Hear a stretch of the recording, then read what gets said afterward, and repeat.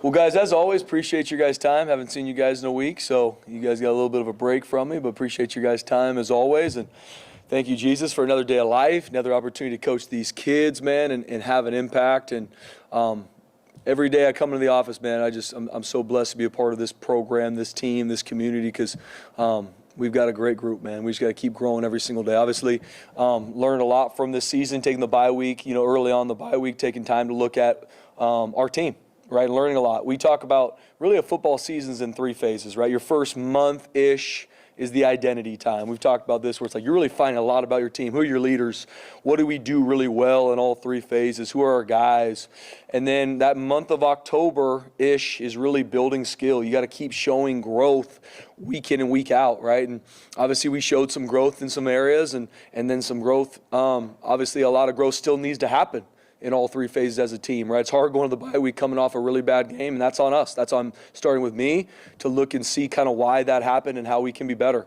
And then the month of November, man, this is the separation month. This is where boys come turn to men, and you see that around college football. I mean, I talked with our leadership today just about some different examples around college football of games that it's November football, man. Crazy things happen. And you got to find ways to win, and that's November football. So we're stepping into that.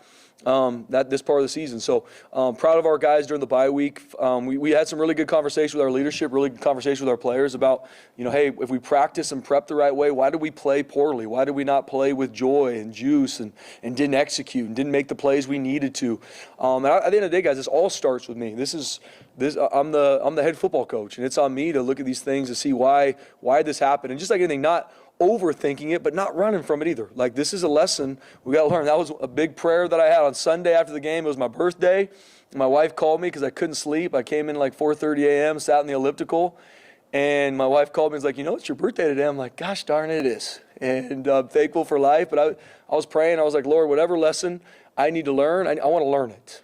I want to learn it. And that doesn't mean all of a sudden you're going to be perfect, but whatever lessons that football give you, because we get judged on 12 nights a year, what are we as a team needing to learn? And there's a lot of things that came from that game, a lot of things that showed us our culture is what you put out there. And there's a lot of things that we need to fix. And I love this team, and I'm proud of the conversation we've had. I'm proud of the 2 practices we had this week that was just focused on us, focused on growing, focused on improving. How can we improve some of these fundamentals and techniques that we need to? So we got a lot of work to do. A lot of things to continue to grow from. Injury-wise, before talking about San Diego State, Maddox is going to be out for a little bit. He's going to miss this game. I do think he's going to be back this season, which is really exciting, but he's going to be out this week, and I talked to him. He's going to be an assistant coach for us this week as he fights to get healthy, and we're going to pour into Max, believe in Max Cutforth, and excited for him to take the reins and be QB1 going this week. Jason Steele, he's really going to be questionable this week. I don't see Jason playing right now. He's a warrior. We'll see. It's going to be probably day to day, but I don't see him participate in this game. Hopefully, we will get him back this season too, but I don't see him coming back this game. Zion Washington should be ready to roll. Right? He's going to be able to practice this week, and we'll see when we go through more practices. But I think that Zion will be back rolling. Chris Marshall's back with the team after his week of suspension. And he did a good job last week with the guys, and excited for him to be back in the fold and help our team find a way to win. So those are kind of the main updates from regards to injury. Obviously, anything else comes up, we'll kind of go through it. San Diego State-wise, huge game, huge opportunity this weekend. I mean, Sean Lewis, the job he's done this year, hats off to him. I mean, he's absolutely a guy that'll be in the Coach of the Year conversation. I mean, what they've been able to do. And I think I got a lot of respect for how they do it, too. I mean, you look at their roster, and I've talked to our team about this. They got a bunch of returning starters from last year. And that's uncommon in this space. Obviously, that's something we want to double down on, too, is making sure we keep our players. We focus on keeping our talent here. And they did that. I mean, they got a bunch of returning starters on defense, bunch of returning starters on offense and special teams. And they did a really good job either through high school kids or the portal finding ways to even create more competition. So, I mean, they're a very talented roster. I've talked to a couple coaches that have played them, and they just say, Coach, one thing you got to be ready for, they're going to play very, very hard. And that's what I hope guys talk about our team when they call coaches that have played us, right? And that's hats off to Coach Lewis, hats off to their staff. I mean, and you watch it. They got an edge about how they play in all 3 phases. And they know what it takes to win. They know what it takes to win. And even the game they played against Hawaii, I mean, first off, going to Hawaii to play is hard. We've been there. It's a dogfight. It's hard. There was some weather. And they battled, and some things didn't go their way. This is a really good football team. I mean, they've traveled a bunch of places. They played really good teams. They shut out Cal at home and beat them up. And you can see kind of the season Cal's having. They just beat Louisville. So they're a talented team. They play really, really hard together. And when you watch them, you see that they care about each other. They love each other. There's a lot of juice for them as a team, and I got a lot of respect for that. And that's after Coach Lewis and the job he's done, and you can see that they've continued to grow throughout the season. Starting with their defense, I mean, they're one of the top defense in the country. I think stats-wise, I think they're the number 2 defense in the country, and that's earned and deserved. And their players play really, really hard. They got really good schematic switch-ups. They put the quarterback in conflict consistently. They do a great job with their front. They tackle well. They do a great job creating interceptions and taking the ball. They're one of the top teams in the country in regards to turnover margin. And they don't give up yards easy on defense. I mean, you get a first down, that's a big deal. I mean, they're a very, very stingy defense, and they play really, really hard. A couple guys to note: Trey White, one of the best players in the country. I mean, he's an edge rusher for him, number 2. They do a lot with him, and his game's even evolved and taken a big step over this past season. And I mean, he's a player we have to know where he's at all times. Chris Johnson, number 1, their corner, one of the best corners in the country. A little bit banged up, didn't play much against Hawaii, but he's one of the best cover corners in the country, and he's also going to show up and tackle too, which I love about his game. Owen Chambliss is their linebacker, number 12. We knew him coming out of high school. Really good player, long, athletic, one of their top leading tacklers, one of their top leading in creating interceptions. We got to know where he's at all times. Their secondary plays really well together. They do a really good job disguising coverages. They'll change it on you post-snap. They do a great job of their front, creating movement, and it's really hard to get any tells on what they're going to do, and they play really, really hard together. Their whole back end has played really well together for a long time. Bunch of returning starters. Eric Butler is a really good player for him, number 6. So I got a lot of respect for what they do defensively. I mean, and it's easy when they're the number 2 defense in the nation. But what we get, we're going to have to earn every yard because they're a really stingy defense. Got a lot of respect for how they play. Offensively, obviously, Coach Lewis, offensive guy. Got a lot of respect for what they do offensively, too. I mean, starting off with their 5 senior offensive linemen. This is probably the biggest offensive line we've seen all season. Mike Schmidt, their offensive line coach, known him for a long time, San Diego native. He does a great job, great recruiter, and he attacks what you do defensively. Like they're not just going to come out and just run their plays. They are going to have specific run plays to attack our defense. We got to be ready. We got to be ready to adjust because he's really, really skilled at creating mismatchups, with their offensive front and what they do. So got a lot of respect for how they run the football. Lucky Sutton's the top running back in our conference for a reason, number 7. Very good balance. He's a one cut and then can also take it the distance, but he's big too. He's tough to take down. Big, thick kid. Jordan Napier, one of the receivers, that they put him everywhere. They'll give him the ball in fly sweeps. They'll give him handoffs. He's a true sophomore, Southern California kid. Elite football player. Elite with the ball in the air. They're going to find a way to get him the ball at all times, and we got to know where number 2 is at.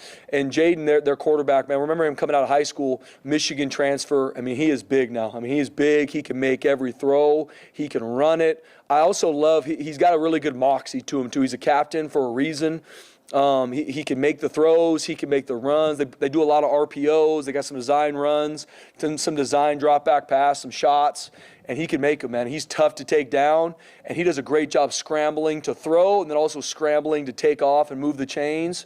And like I said, they just got a really talented group, and we know they're going to be really well coached. They mix in tempo to where you don't know. Sometimes they're going to tempo and run the ball, tempo and throw the ball, tempo, hard count you. They've got a lot of free plays from hard counts where a defense is reeling. And obviously that's stuff we got to be ready for. Special teams-wise, they attack you on special teams. They got a lot of different looks in all 4 phases. They got a bunch of different fakes they're going to try to run against you. They make it tough in their coverage units. They make it tough in some of their punch structures. And so we got a lot of work cut out for us to make sure, because they're going to find ways to create explosive plays on special teams. They're really well coached. They play hard. So got a lot of respect for Sean Lewis and their group, man. I mean, there's no doubt that's why they're where they're at. That's why they're 8-2. That's why they're the number 1 team in the Mountain West for a reason. And we got a lot of respect for them. And now it's our job as coaches to keep to pour into our players for us to play our best Saturday night. That's what our focus is, man. It ain't about anything else than this game and us playing our best and us growing every week. So with that, open up for questions. How did Max respond in practice last week? And did Caleb push him in any sort of competition?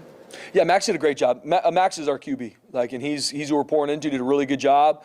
And he's even stepping up in that leadership role, especially now where it's not like in game. Sometimes it's hard where all of a sudden you go from watching to being the guy. Now we've gone through, hey, Max Cutforth is our QB number 1. And Max is doing a great job pouring into him. We're pouring into him, and he's done a really good job. And we've got 3 quarterbacks that are healthy, and so Caleb, Zeke competing. We're gonna find a way to make sure all 3 are ready to play. But Max Cutforth is our guy. Just curious if you could say more about Maddox and what the injury is, also just where he's at right now. Is he rehabbing? Is he still resting? I guess, where's he at? Yeah, it's a lower leg injury, and I'm going to kind of keep it at that, Sean. But he's rehabbing, and he was in our leadership meeting today. He's rehabbing. Obviously, can't practice or do anything, but we're rehabbing at this point. Not something that we got to get surgery on, which is awesome. Very thankful for that. Obviously, had a lot of specialists go through it to make sure we always want to do what's best for our kids. So we'll get him back this season. I don't know exactly what that time frame is, but he's out this week. I guess just with Max, now he's had a couple of weeks of practice as QB1. Mm-hmm. Have you seen him jump anywhere specifically, or just as his overall game just improves, just being treated as QB1 as opposed to QB2? Yeah, I told Max, I don't need Max to be anybody but himself. I told him that. I don't need you to be Maddox. I don't need you to try and become this completely different but I need Max's best. So I told him, just be your best. Play football, man. He's from down the street, walked on here, earned a scholarship. I want Max to be his best, and his best is what we need. And no different for the rest of our team. Hey, but I need their best too. I don't need anybody to try, this is what's needed from me now. No. But I need your best, and that is required of you, and this is in all 3 phases. We got to find a way to win in all 3 phases, and it's not just going to be on our quarterback. Kind of mental toughness, I guess, in state, and it's one thing to get thrown in this, in the game, but now to be sitting around for 2 weeks knowing he's the starter. Being a local guy, I'm sure there's a lot of attention and people reaching out to him. Just how do you think he's handling all this mentally? Yeah, I'm sure. To your point, BJ, local kid, especially the story, walk on. Now he's going to start a game for Boise-State-football. Awesome. My message always with our players, I want to try always be a truth teller. It's just, hey, this is where we're at. Max, we believe in you. Go be your best. And it's all process focused, because even we got players from Southern California. I'm sure they're going to have a lot of family. It's process. How can I have my best Monday? How can I focus on growing to understand the game plan really well? And for Max, that's going to be no different. I believe in Max. And same thing to Sean's question. I don't need Max to be anybody but his best. And we got to make sure we set him up for success. And I need everybody to play their best, not because Max Cutforth is our quarterback. It'd be no different if Maddox Madsen was rolling out there on Saturday night. I want our players to grow, because that's November. It's separation month. I need our guys to step up and be their best. Do you have to, dumb down the playbook or limit anything when he's in there as opposed to Maddox? No, Max is extremely bright. Max is extremely bright. And that we can run our entire playbook with Max, and that's what we love about Max. He's very bright. He can make all the throws. Now we got to make sure we put him in good spots, but we're going to run our offense. We got to make sure we execute. That's what we didn't do consistently. A week ago against Fresno State? We just didn't execute. And that's not just on the quarterback. It's the play calls, the offensive line, the tight ends, the receivers, the running backs, obviously the quarterback too. But no, we can run our entire playbook, and that was the biggest thing for us. No different in a bye week. What do we do well? What are some things that we got to do well, and what are the things that we got to do to attack San Diego State? And Max can do all those things. You talk about process and stuff. Bye weeks seem to fall at a convenient time maybe for a guy like Max. Does this process alter at all now that he's QB1, or what does that look like, and what does his bye week look like? Yeah, hopefully not, Jay, to be honest with you. Hopefully the process that when he was QB2, he can stay with that exact process. But there is more. There's going to be more urgency. It's just the nature of it, right? When hey, snap one, I'm rolling out there. But he's a competitor. Zach Hill, our quarterback coach, does a great job with him. He's a football guy. He's smart. He picks things up really well, and he can run our offense, right? With our offense, it's not just who's the most talented quarterback. Can you operate our offense? Because we're a pro-style offense. There's a lot of intricacies to what we do, and Max can run it. We can be efficient. We can operate with Max at the helm. And last week, going into it and really going through self-scout to see, okay, what are the things that we do well? What can our players execute really well? Max can do all of it. And we just need to pour into him to make sure the moment's not too big. That's why, for me, go play football, man. The work has been done in the bye week. Let's go through our practice this week. By the time we fly down to San Diego, man, go cut it loose. Go have fun. That's what it is.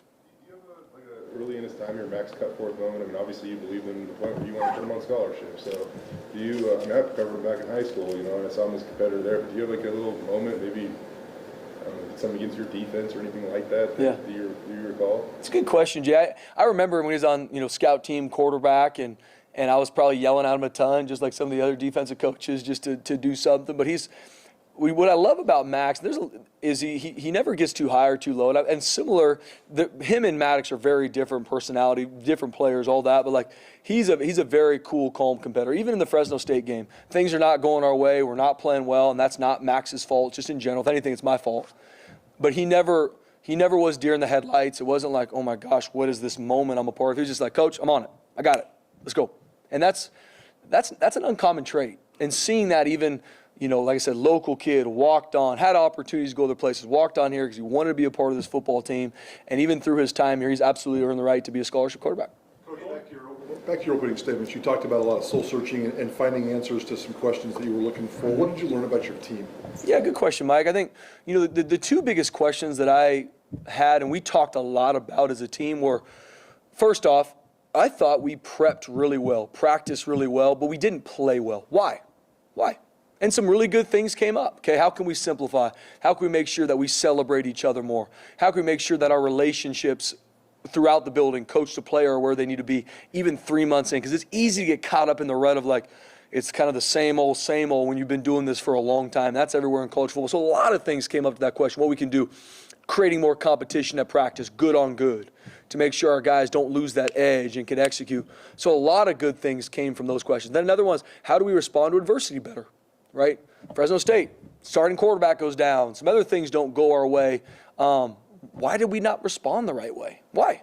And just really good hearing how we can maybe practice some of those things better, how we can preach next play, where it's not just next play. Like, no, it really is. Like, even if it's a touchdown for us or a touchdown against us, it's next play. Because we're a process-focused team. So a lot of good things came out of it, Mike, and a lot of things even for me as a coach, looking at, am I putting too much, am I focusing on things that don't need to be focused? Am I focusing too much on maybe things that, and talking too much to our guys about Mountain West Championship and college football, which I really don't, but I'm thinking, okay, maybe but I also know in this community that's talked about all the time. So is there too much pressure on our guys to where they're playing tight? Because I don't want that. I want our guys to just go play with joy. Cut it loose. So how can I be better to make sure when they're in this building, there's no stress, man. The only stress I want is for you to be your best. I don't care what you do in this life. I want you to be your best. So a lot of really good conversations came out of it. Mike had a lot of really good conversation with guys that are in this building that are mentors to me, and really good conversation with our leaders and our players so we can grow. Did you sense that there was a little bit of frustration coming out of that Fresno State game, and maybe if you didn't attack it right away, that maybe it could build? Mike, we got booed off the field.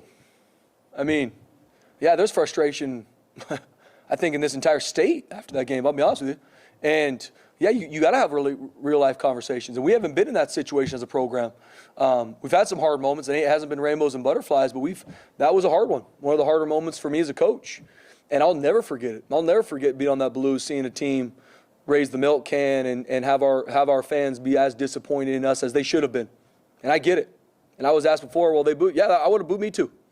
So, oh, yeah, we didn't run from it. I mean, we had real-life conversations as a staff, players, me. Like, you got to take ownership of those things. But taking ownership only goes so far. To me, it's like, yeah, I take ownership as head coach, but then what are we going to do? How are we going to learn from this? Because we don't learn from it, we're not going to grow as a team. And to me, it ain't about just wins. I want us to be better as a team and learn from this. And then I believe the results take care of themselves. Back to Max, going from walk-on to QB1, an uncommon story. I don't know when the last time it's happened here was, but what kind of special traits does a player need to really make that type of rise? Yeah, with Max, I think just being a competitor. I mean, that's number one core value in our program. In climb, seize competition. And that's urgency to win in everything. And I think that's Max, right? That's Max. I mean, seeing a guy counted out, I shouldn't say counted out, but obviously as a walk-on at any program, there's guys that the staff think that maybe are going to potentially be better, and he just continue to learn, continue to grow, and little by little he's climbed all the way to be QB2, and then we know with QB2 you're one snap away from being the guy, and he is the guy now, and he's earned that right. You guys had more penalty yards than rushing yards in that last game. How do you get the running game going, and how much would that help Max? Yeah, that's exactly to your point, BJ. That's why it's not how can Max all of a sudden be elite quarterback, which he's going to play well, but we got to be more efficient in all phases of our offense. We have to be able to run the football efficiently. That's a DNA part of our team. We have to be able to do that. We didn't do that. So we got to be able to make efficient throws. We can't start set 1st and 20 because of a holding call, or 1st and 15 because of a false start. Like we're hurting ourselves, and we can't do that. You can't do that against, especially against San Diego State.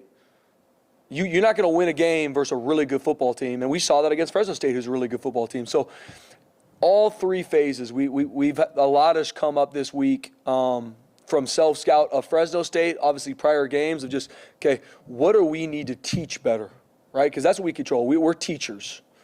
What do we have to teach better? What needs to be clear? What needs to be more concise? What needs to be simpler for our guys? And then that's what we kind of went to do, because in all phases, and where guys are hurt, it's next man up, carry the flag. I'm sure San Diego State's going to have some injuries.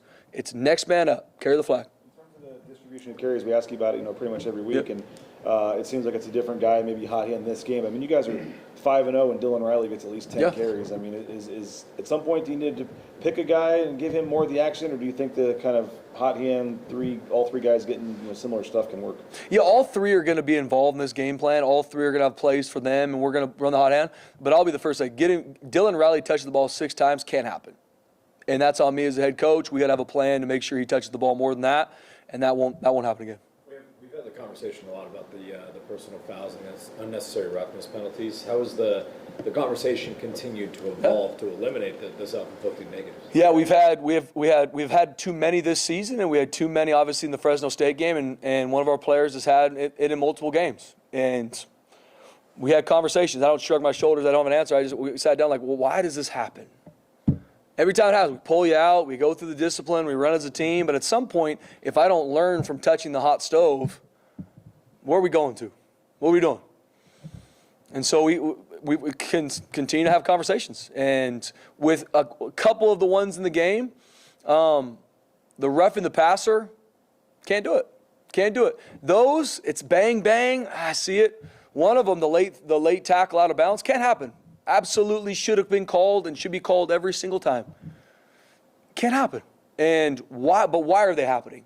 And that's what we kind of look at the staff and just making sure, hey, what are we teaching? What are we teaching with the quarterback? We got to make sure that we don't continue to have roughing the passer calls, because just because the emotion of you wanting to push a quarterback to the ground there does not help our team.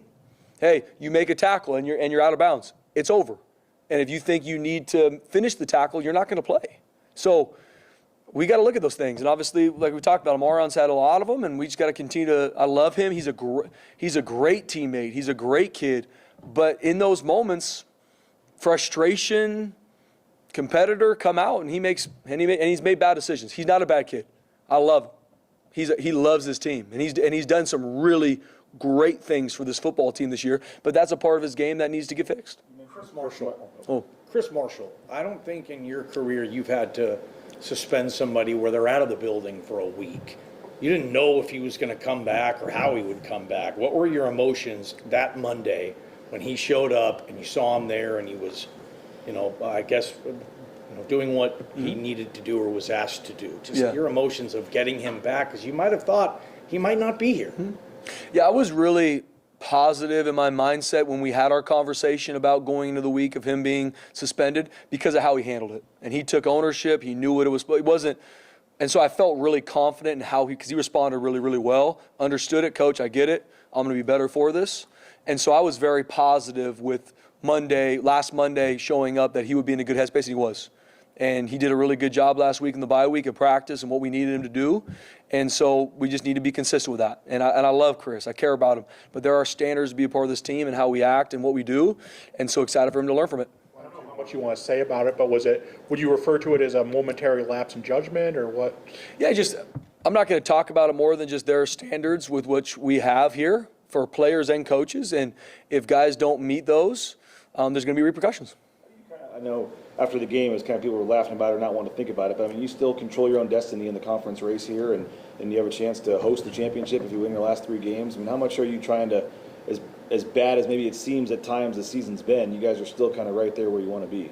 Yeah, I think, thinking about that, BJ, and we absolutely have everything in front of us, just like San Diego State and some other teams. Like, we just got to keep getting better and keep growing and continue to play our best. The season's not over. We've got a lot of awesome things to play for. But I also think about the game against Fresno State. We had everything to play for that game.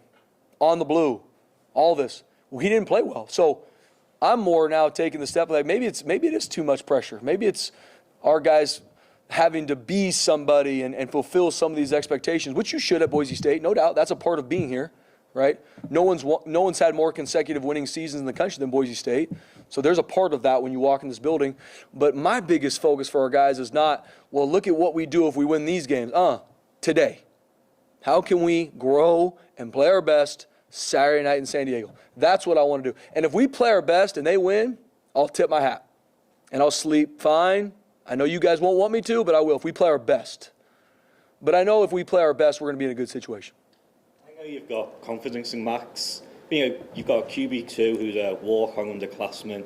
Are you content with that, or do you think a QB room needs a little bit more going forward? Yeah, every room we need to continue to grow and find players that obviously push the needle football-wise, but fit here, that fit our culture, that fit where we're about, and want to be a part of a team. Not here because of what we can do for them. That's a part of it, but want to be a part of a team. And so we absolutely need to grow our QB room. Absolutely. But we need to, my goal every year is to push the needle and grow every single position room in this building. And so I love Max. I love all our quarterbacks in our quarterback room. Do we need to continue to grow the quarterback room and continue to push it forward? We absolutely do. We talked about this a couple of weeks ago with recruiting and that, and go with fans who are in Lee's got Magic goes down, Max has got back up. I guess just how difficult is it recruiting a quarterback in today's age where, like we said, you've had guys commit, decommit. Just how difficult is it right now? Yeah, recruiting, at all positions, recruiting's changed. But especially recruiting quarterback. And I think it's funny how the answer, a lot of times that I see, I'm not saying from guys in this room, but the answer always is the transfer portal. That's the answer. Like if you don't have a position that's playing well, go to the transfer portal. And I'm not going to speak a lot about it, but like that's not always the right answer. Sometimes it is. Sometimes it is. And we will walk that path with every single position. But there's a lot that goes into that as well. There's a lot financially that goes into recruiting the transfer portal for the right type of a player. There's a lot that goes into from a culture standpoint. So for us, recruiting quarterbacks is recruiting any other position. Obviously, quarterback's pivotal. And we have had some decommits. We've had some things. But I believe in this team. And I believe in what we can continue to grow to. And I know we're going to find the right ones. That doesn't mean that people on the outside are going to love clicking on the commitment graphic. I don't know. But I know it's going to be the right one. And where they come in is where they're going to grow to, but everyone is going to like who they become here because they're wired the right way. That's what I believe in recruiting. If you try and make everybody happy on rankings and who you have, I don't think you're focused on what matters. For us here, talent sets the floor, character sets the ceiling. I want to find guys with a high talent, but most importantly, high character, because then they can become really good football players and really good parts of this culture. And so note with the quarterback room, we're continuing to recruit a quarterback. We've got one great that we really like committed, and we got another one that we're working to find who that is. But we'll find him. We'll find the right one. All right, thanks, Ed. Good job. Yep. Hey, Coach. Thanks, guys. Thanks, Coach.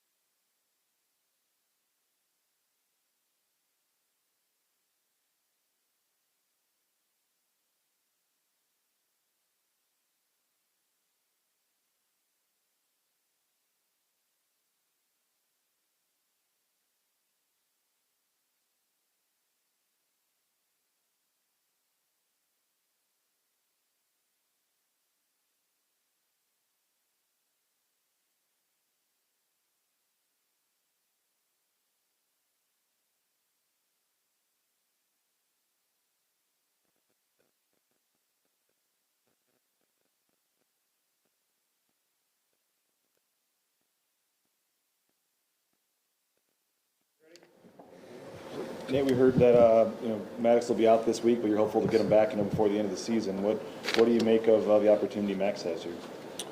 I think it's a great opportunity for Max. He's been working for it. He's been prepping, and I know that the guys are excited to see him do what he does and kind of see what he can do for our offense. How different is?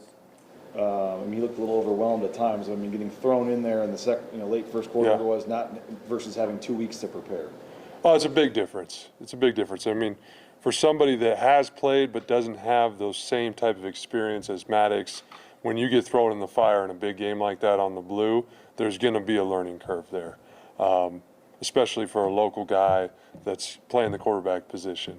So I think these last 2 weeks he's really been able to just hone in on just his craft, his coaching, the game plan, the details, and that's going to help anybody, but especially at the quarterback position. That preparation is going to allow the game to slow down.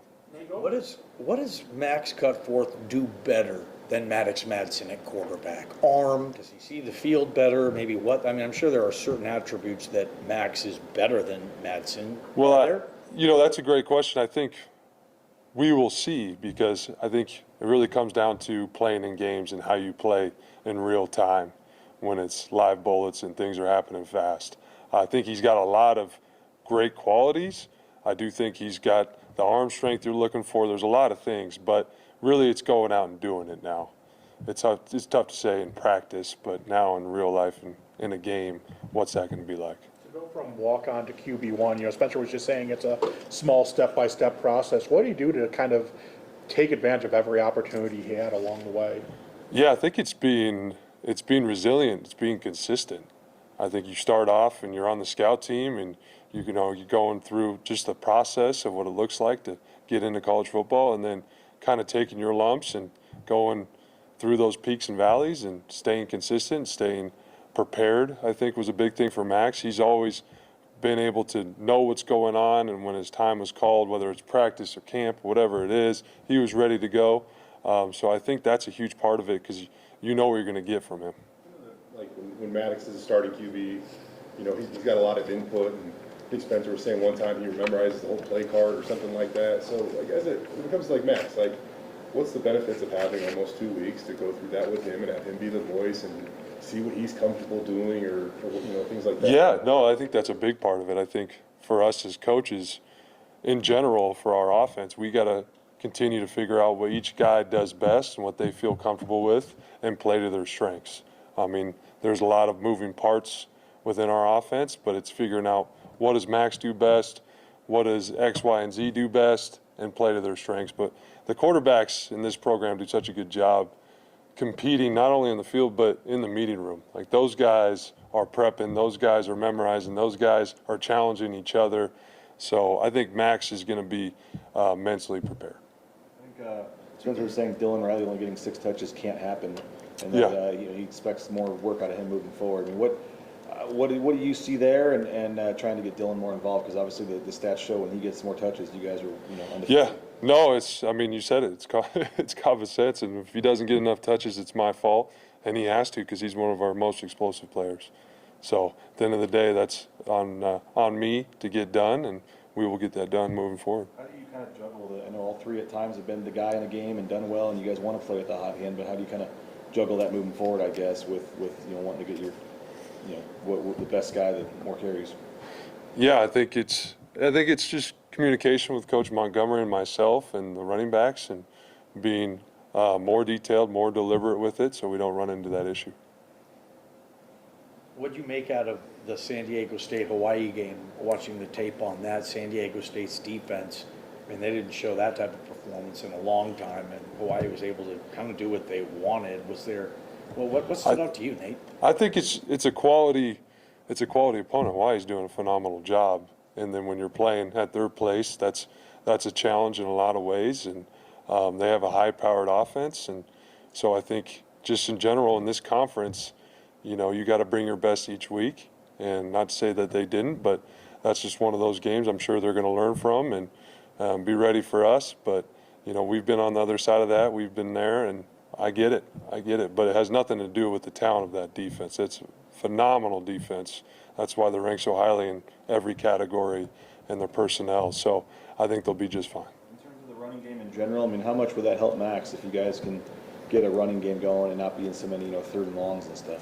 That's a huge part of what we got to be, what we need to be, who we are. We have to be able to run the ball efficiently, and for a quarterback especially, doesn't matter if it's Max or anybody else. I mean, that alleviates a lot of stress and a lot of pressure. So that's a constant focus for us and something that we've been working to get better at.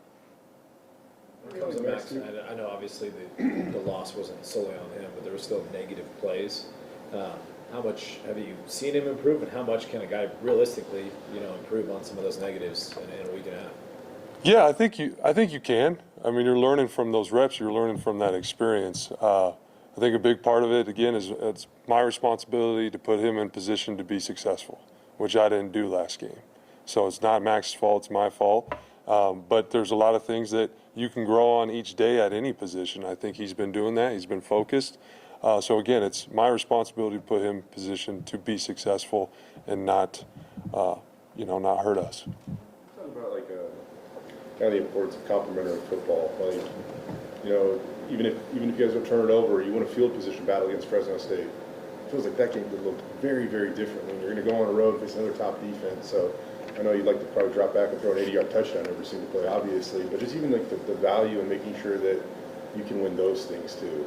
Yeah, no, there's a lot of different ways to win a football game, and as an offense, we have to not turn the ball over. We got to play to our strengths. We can't turn the ball over. We got a phenomenal defense, great special teams. So we got to play our game. We got to play smart football and not hurt the team. I think that's always the goal, week in and week out. But that's something that when we have lost, that's something that showed up as a primary concern, is just us turning the ball over. So eliminating that helps play complementary football. Spencer said that Chris is back, Marshall Yeah. is back. Yeah. What does he mean to your offense now that you had to go for a game without him? Well, Chris just provides another explosive player to our offense. He's shown that throughout the year. He has ability to make a lot of plays with the football in his hands. So just having that type of dynamic weapon is always huge. But it's something that we miss, but we're happy to have back. Have you noticed maybe like a new Chris Marshall in any ways that maybe he was struggling in, he no longer is, and that type? I mean, well, I've seen progress with Chris throughout the whole season, and just his work ethic, his mentality. The bye week is one thing, but going into game week this week, I think we're going to continue to see that progress from him.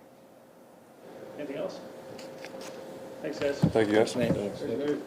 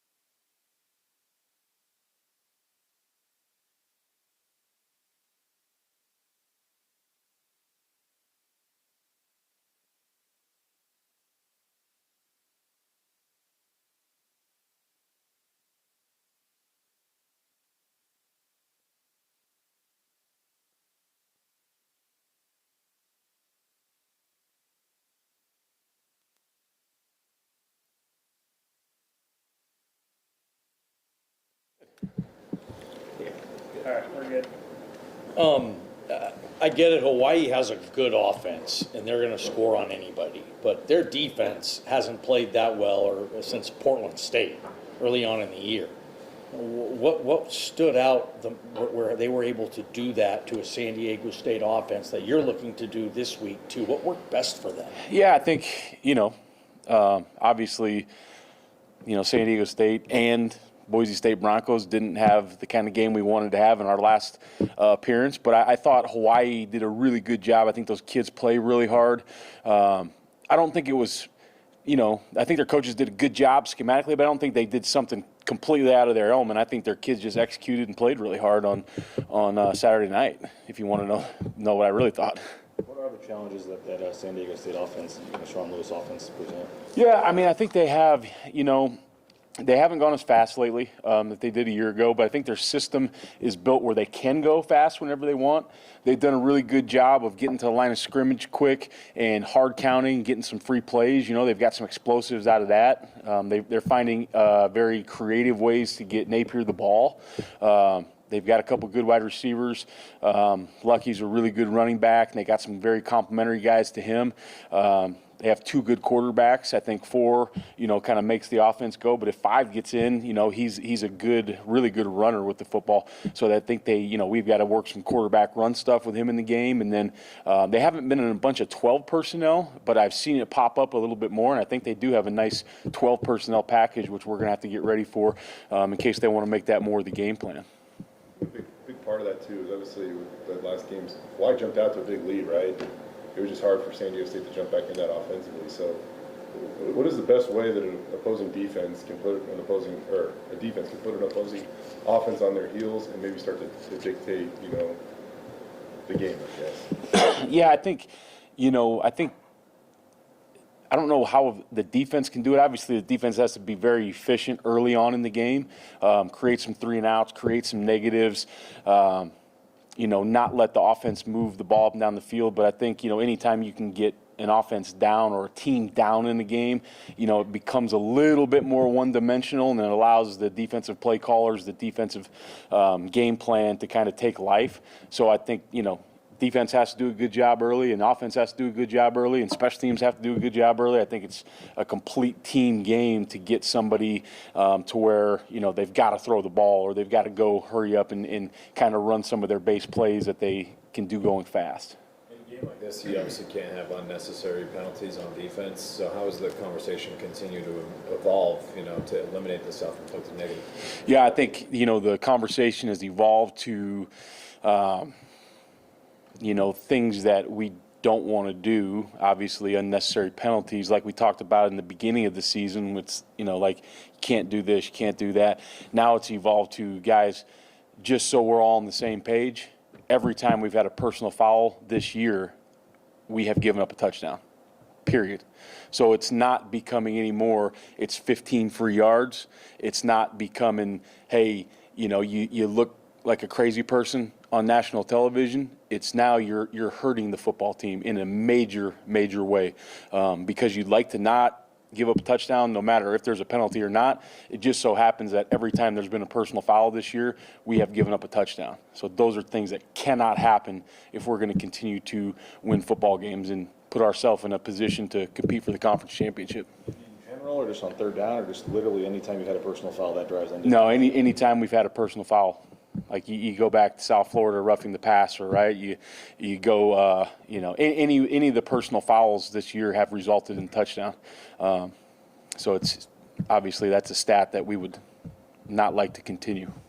When you went to San Diego 2 years ago, JVM had at that point was one of the best games of his career. Did you see kind of the same excitement for him returning home, getting a chance to play in front of his family and friends? Yeah, and I think it shouldn't be that way. Probably you should be excited for every game, but anytime you get to go home and you got multiple loved ones or friends in the stands, I think that's going to give you a little bit more juice. And just for him to be back there in a comfortable surrounding and want to show everybody kind of the progress he's made as a young man and a football player, I think that's going to be exciting for him, and he's gonna try to go show out. I think you obviously missed Zion against Fresno. Spencer said he might be ready to go this week. Just what does that do, getting Zion back, kind of being that free safety role back there that he's had a terrific year? Yeah, I fully expect Zion to be back. Obviously, he's got to get out there on the field and show he can do it, but I think the training staff is excited about where he's moving and be able to play this week. Not only does it give you a veteran safety in the backfield back that can, make the calls and get guys comfortable, but even if, you're going to need more guys towards the end of the year no matter what, so that gives you, with him and Derek now being able to roll through there, that'll give you some very fresh legs at that boundary safety. So you can perform at a high level. And usually a guy coming back off an injury, I don't know how reasonable it is to expect them to play every single play anyways. But Derek's got a lot of really good work in the last 2 weeks. So those two in combination will be a really good thing for us moving forward. What do you think? Overall, you guys have been making a lot of progress with the turnovers and all that. Against Fresno, you guys were putting some tough spots with some of the turnovers and stuff. Overall, what did you think about how you guys played? Obviously I thought the first half we played pretty well.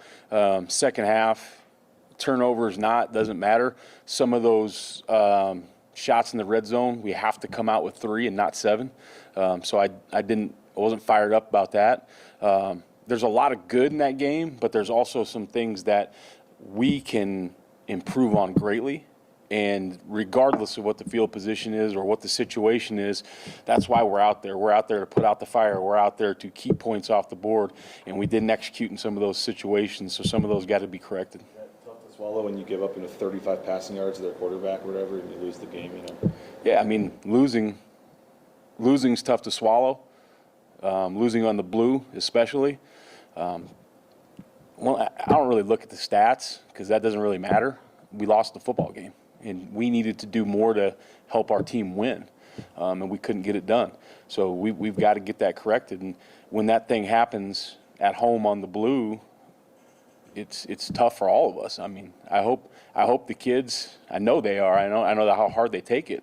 And also with that being said, there's social media now, and there's internet, and there's all kinds of things. So I'm sure that there's been a little bit of humbling the last couple weeks. They look at it more than I do, but I'm sure, they're excited to get back out there and show what they can do. The bye week benefited you. Spencer was once joking that, guys are basically using every brace in the facility to keep some of these guys together or whatever, but how did the bye week benefit you guys in those regards? And do you encourage you guys to maybe just get away for a night or two or anything like that during the bye? Yeah, so I think, anytime you have a bye, obviously, we got a chance to get healthy. And now we're not 100% healthy. Nobody is. It's football. But we got some of those, the bad injuries are you're not going to get those healthy. But some of the ticky-tack, you're hurt a little bit, you can get those pretty healthy. And then as far as the second part of the question, when you win the bye week, I think early it's getting that game corrected that you just played, win or loss. And then moving on, having 2 really good practices of technique and good on good. You don't need to start working ahead. You just need to get better at what you do. And then when those are done, then you got to step away. A Thursday when practice is done, you got to take care of your academic obligations and those kind of things. But that Friday, that Saturday, that Sunday, get out of here, be with your family, be with your friends, think about something other than football. You're 3 games into the Bone Phelps starting there at linebacker. How has he played, and how has he changed that position since he's been starting? Yeah, Bo's done a really good job. And like we said before, whether he starts or comes in, those guys are all playing the same amount of reps right now. So I look at it like there's 3 starters: Marco, Jake, Bowen, all 3 starters. The thing that is just how do you want to package some things, because there's been times, and you guys watch the games, there's been time where all 3 have been on the field. There's been times where Bo's played Will, Bo's played Mike. So just how do you want to package it and kind of what you want the rotation to be. But I think Bo's done a really good job of executing, and there's a lot on him because he is really as you guys watch the game, he's playing Will, he's playing Mike, and he's also playing some Sam backer when we get into a base personnel when they go 12 or 13 or something like that. So he's got a lot on his plate mentally. Physically, I think he can handle it. He's an athletic kid that's physical, but mentally he's got a lot, and he's doing a really good job. Last one. Or not. Thanks, Coach. All right, guys. Have a good day.